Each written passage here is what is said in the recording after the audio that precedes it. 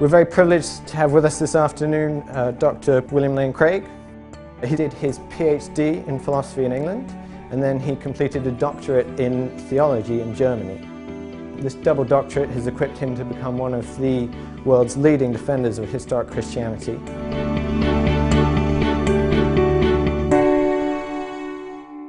As a springboard for our discussion today, I'd like you to ask yourselves the question, is the material world all there is? And today I want to sketch briefly 7 aspects of the world which I think suggest that there are indeed more things in heaven and on earth than are dreamt of in naturalistic philosophy. Number 1 then, why anything at all exists. This is the deepest question of philosophy. Why is there something rather than nothing? This mystery, which according to Aristotle lay at the very root of philosophy, is one which even thoughtful naturalists cannot avoid. Derek Parfit, for example, agrees, and I quote, "No question is more sublime than why there is a universe, why there is anything rather than nothing." Now, experience teaches that everything that exists has an explanation of its existence, either in the necessity of its own nature or in an external cause. This principle seems quite plausible, at least more so than it's contradictory. Now, it's obvious that the universe exists. It therefore follows logically that the universe has an explanation of its existence. So, what sort of explanation could the universe have?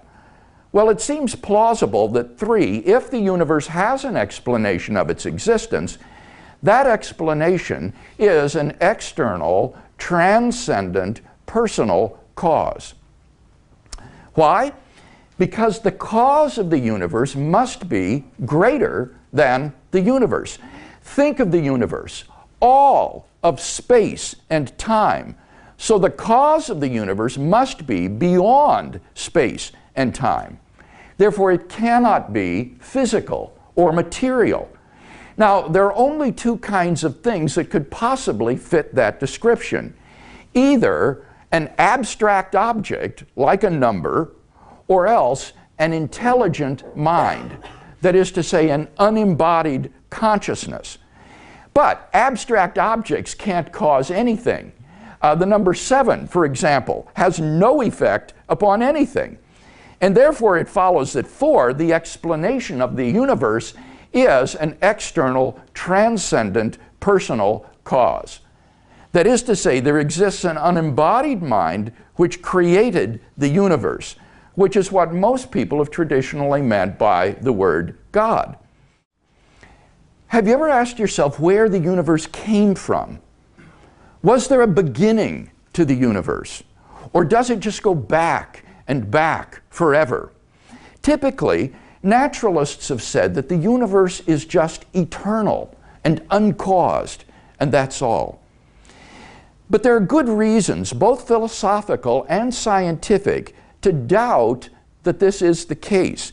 As the physicist P.C.W. Davies says, the coming into being of the universe, as discussed in modern science, is not just a matter of imposing some sort of organization upon a previous incoherent state, but literally the coming into being of all physical things from nothing.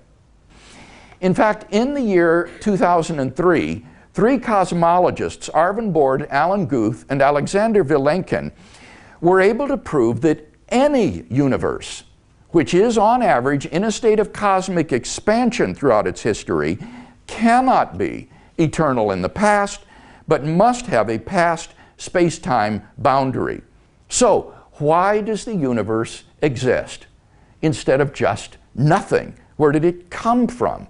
There must have been a cause which brought the universe into being. We can summarize the argument thus far as follows. Premise 1, whatever begins to exist has a cause.